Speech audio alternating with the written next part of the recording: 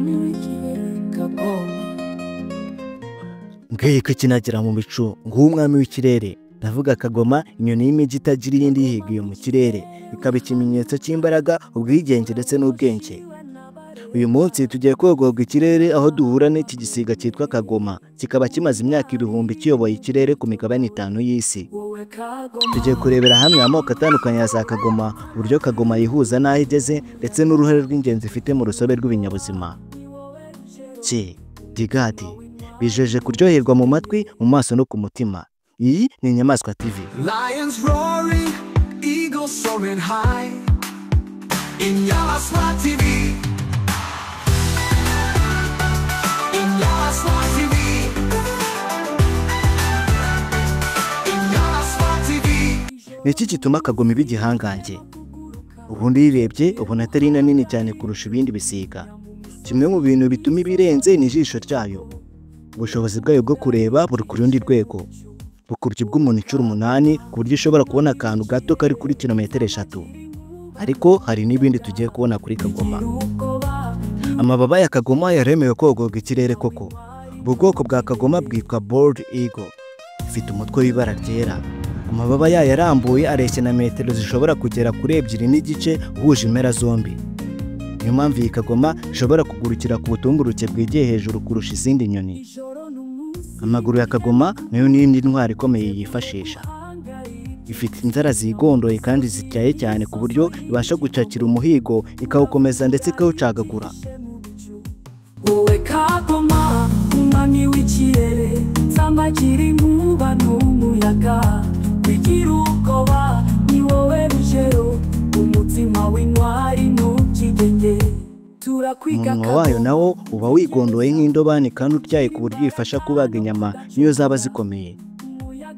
Kagoma zirimo amoko arenga 60, zikaba ziteye mu buryo butandukanye bitewe n'ahantu zikunze kuba.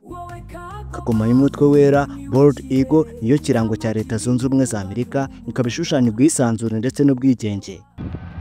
Hafi y'imigezi, inzuzi ndetse n'ibiyaga byo muri Amerika ya ruguru hakunze kuba hari iki gisiga cy'umutwe wera n'amababa maremare bidasanzwe. Tuvuye muri Amerika ureke twerekeze muri Afurika. Aha turasanga iyo bita Crowned Eagle, Saruhara rwa Nkomokomo, umwami w'ibishwi n'ibisiga. Iyi nanone ifatwa nk'ingwe mu kirere kubera ko ikunda guhiga inkende ndetse n'utundi dusimba two mu biti byo mu ishyamba. Ukurikije ingano yayo, imbaraga zayo ntizisanzwe. Inzara zayo zishobora kumena igufwa. Mureke tugaruke muri Amerika, ariko nanone mureke twerekeze mu yo hagati n'iy'amajyepfo. Turasanga iyo bita Harald Eagle, ikaba ari imwe muri za Kagoma nini. Inzara zayo nini nk'iz'idubu y'ikigina zituma ibasha kuraha udukende ndetse n'utundi tunyamaswa tugenda mu biti. Izi nyoni zo mu mashyamba atoshye nka Amazone ni zimwe mu zifite imbaraga nyinshi kuri uyu mubumbe. Mureke twerekeze mu burasirazuba bw'isi ku mugabane wa Aziya, aho dusanga Kagoma y'Inyafilipine izwi ku izina rya Monkey Eating Eagle, bivuze ko itungwa no kurya inkende. Iki gisiga kiri ku rutonde rw'inyamaswa zishobora gucika ku isi bitewe no kwangirika kw'amashyamba. Niyo mpamvu ari imboneka rimwe. Muri Kagoma zose zo ku isi, iyi niyo nini. Ipima kilogarama hagati y'enye n'8. Nyuma yo kumenya imwe mu moko ya Kagoma, mureke tuvuga ku buryo zihiga. Kubona Kagoma iri guhiga ni nko kubona umubyinnyi w'umuhanga witoje neza. Gusa usanga tekinike zikoresha zigenda zitandukana bitewe n'ubwoko cyangwa agace zihigamo. Hari amoko ya Kagoma atungwa n'amafi. Muri aya twavuga nka Kagoma yo muri Afurika, African Fish Eagle ndetse na Kagoma ny'Amerika izwi ku izina rya Bald Eagle.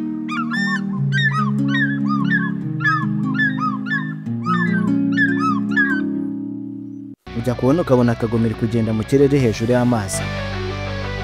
Inkona rya jisho ryayo rityaye cyane, ifitangira kwegera ku buso bw'amazi yo hejuru yamaze kwica iryera. Ako kanya igahita ikora imibare yayo mu by'ijana by'isegonda, maze nta gutinda kubayeho na gatoya, ako kanya ikamanuka nk'agatera, samaki kwisanga mu nzara ndetse n'inzasaya rya Kagoma. Dukomereje kuri Golden Eagle, iyi ikaba ihiga ibiri ku butaka.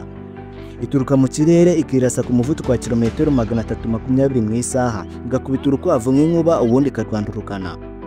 Ibyo kandi n'ibyikorera ingunzu, ihene, imikarita ndetse n'udusha tukiri dutoya. Iyi Kagoma yishingikiriza ku muvuduko wayo yifasha gutungura umuhigo ndetse n'ingufu ziri mu maguru n'amajanja yayo ku buryo biba bigoye cyane kugira ngo inyamaswa yitumye yicike. Ibi byose rero nibyo bituma Kagoma aho yaba ituye hose nta yindi nyamaswa iyihiga ngo ibe yayirya, ahubwo igakomeza kuyobora ikora ibyo ishatse byose nk'umwami. Ushobora gutekereza ko kubaho kwa za Kagoma ari ikibazo ku zindi nyamaswa cyangwa ko ibangamiye urusobe rw'ibinyabuzima muri rusange. Nyamara si uko bimeze. Kagoma irahiga ntihigwa, iratera ntiterwa. Akamaro kayo ni ukuringaniza umubare w'amafi ndetse n'inyamaswa mu gace ikoreramo. Hatabayeho ubwoko bw'inyamaswa zirya izindi, hari inyamaswa zaba nyinshi cyane mu gace zituyemo ku buryo byabangamira urusobe rw'ibinyabuzima muri rusange. Urugero, inyamaswa zirisha ziramutse zidafite izizihiga zasagamba zikaba umurengera ku buryo zabura ibyatsi byo kuzitunga. Ibyo bikagira ingaruka kuri izo nyamaswa ubwazo ndetse bigatuma ibimera bimwe bicika burundu. Amaherezo ingaruka zikazagera ku nyamaswa zose ndetse n'ibimera byo muri ako gace. Aha rero naho Kagoma nayo zigakora akazi twagereranya nko kwicira ibiti, ariko yo ikabikora mu nyamaswa birumvikana. Akandi kamaro ka Kagoma ni uko zikora isuku, zikuraho umwanda. Mu Burayi tuhasanga ubwoko bwa Kagoma zifite imirizo yera, white-tailed eagle.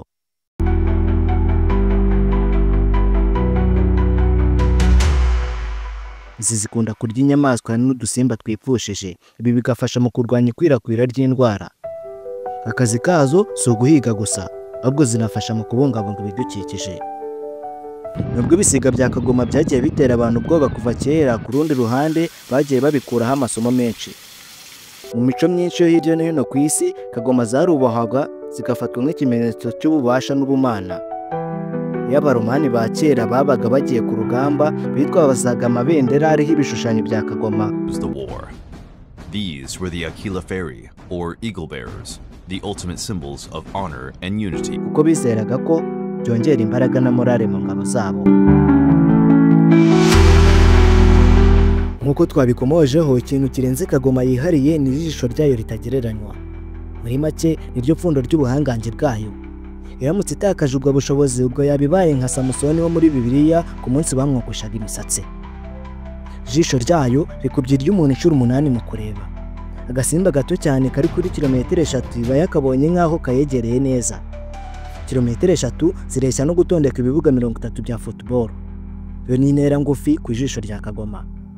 Nanone mu gihe umuntu ashobora kureba ikintu kimwe akaba ari cyo yibandaho, Kagoma yishobora kubiri kureba ikintu kimwe kiyegereye kandi ari nako iri gukurikiranira hafi agakwavu kari kuri za kilometero 3 twavugaga hejuru.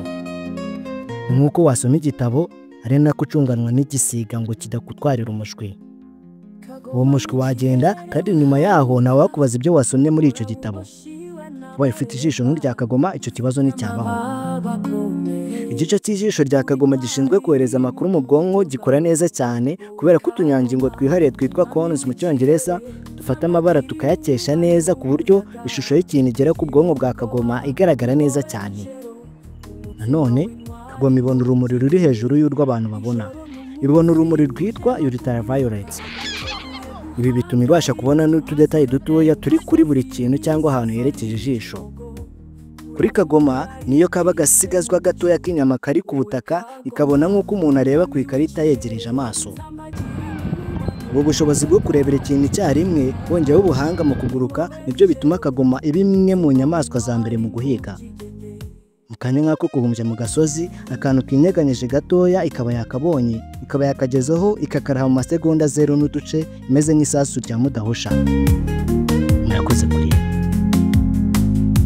ijoro n'umunsi uhema kuguruka, teguye guhanga ibyo utinya mu misozi y'imisozo y'igihogo, uravungura ibyihishe mu bicu. Wowe Kagoma, umwami w'ikirere, nsamagira inkuba n'umuyaga, bigira ubwoba ni wowe rugero, umutima w'intwari ntukigenge. Turakwiga Kagoma, tekereza kugira imbaraga no kudacogora, umuyaga ntukubuza kuguruka, urugero rw'ubutwari bwawe.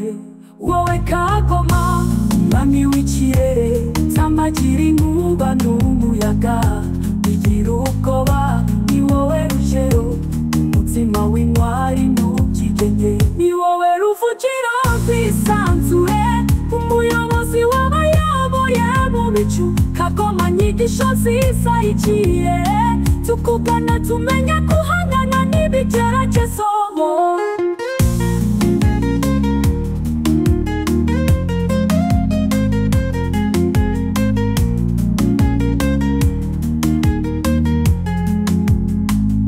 Wowe Kagoma mwami w'ikirere, tamagira inkuba n'umuyaga, bigira ubwoba ni wowe rugero, umutima w'intwari ntubyigenge.